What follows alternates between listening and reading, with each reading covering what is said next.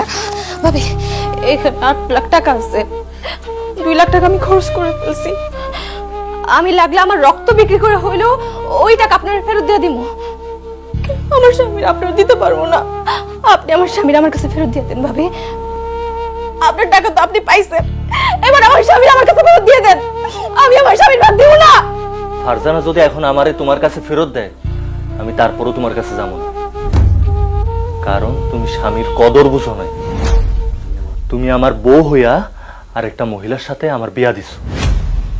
তুমি আমার অপমান করছো, আমার ভালোবাসার অপমান করছো। টাকা পয়সার লোভে তুমি পাগল হয়ে গেছো।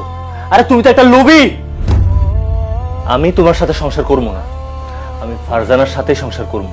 তোমার তো টাকার দরকার না, তুমি এই টাকা নিয়েই থাকো। এই যে রাশিদ, তুমি একদম আমার স্বামীর মতো কথা বলছো। শোনো রাশিদ, ও যদি এই বাড়িতে থাকে তাহলে কিন্তু আমরা সুন্দর মতো সংসারটা করতে পারবো না। ও আমাকে সুখে সংসারে বাধা হয়ে দাঁড়াইবো, আমাকে সংসারে গলার কাটা হয়ে দাঁড়াইবো। এক কাজ করো, ওরে এক্ষুনি এই মুহূর্তে বাড়ি থেকে বাইর করে দাও।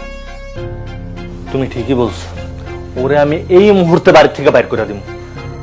কারণ ওরে দেখলে আমার ঘৃণা লাগে, আমার শরীরে জ্বলন ধরে যায়। ওরা আমার দেখতে ইচ্ছা করে না। এই বেরো, বেরো তুই। না না, আমি আমার স্বামীর বাড়ি ছেড়ে কোথাও যাবো না, কোথাও যাবো না।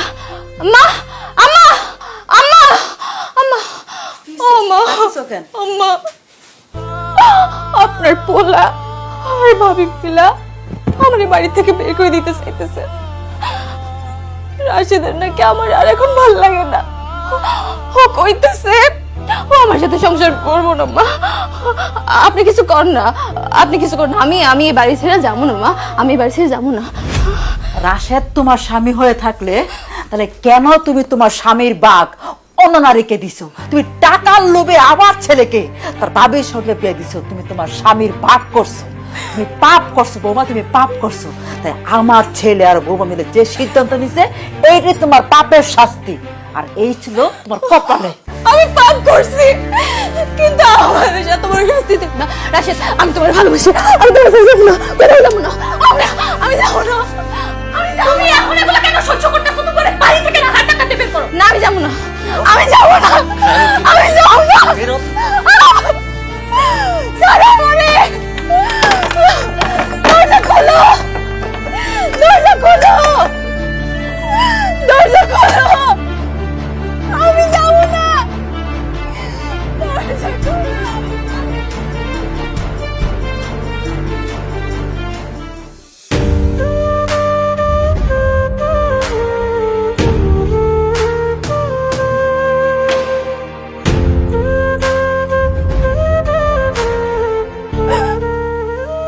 কি রে রাবেয়া, কি হইছে? তুই কান্না করতেছিস কেন?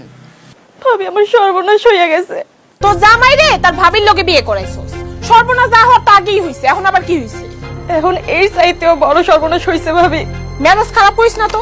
কি সর্বনাশ হইছে ক? আমার জামাই আর তার ওই নতুন বউ মিল্লা আমার বাড়ির থেকে বাইরে কইরা দিছে। বাড়ি থেকে বের করে দিছে মানে? তো জামাই না তোরে ভালোবাসা বিয়ে করছে, তো বাড়ি থেকে বের করে দিছে কেন? ভালোবাসা বিয়ে করছে, কিন্তু ভালোবাসা বিয়ে করলেও আমি তার ভালোবাসার মর্যাদা কোনোদিন দিতে পারি নাই ভাবি। তার সংসারে অভাব ছিল দেখা আমি সারাদিন তার সাথে চিল্লাপাল্লা করতাম। স্বামী বইলা তার কোনোদিন আদর যত্ন সোহাগ কোনো কিছু করি নাই। ওইটা আমি টাকার লোভে পড়া তার ভাবির সাথে তারে বিয়া দিয়া দিছি। আর এখন আমারে তার আর ভাল লাগে না, এখন তার ভাবিরে ভাল লাগে। সে আর আমার লগে সংসার করতে চায় না, সে তার ভাবির সাথেই থাকতে চায়। আমি নাকি ওই বাড়িতে থাকলে তাকে ডিস্টার্ব হইব, তাকে মধ্যে নাকি ঝামেলা হইব, তাই তো আমারে বাইর কইরা দিছে বাড়ির থেকে।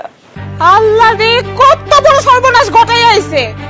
এই কই তুমি? তাড়াতাড়ি দেখা যাও, দেখো তোমার বোন কি করছে। কি রে রাবেয়া, তোর কি হইছে? তুই কান্দাছিস কেন বোন?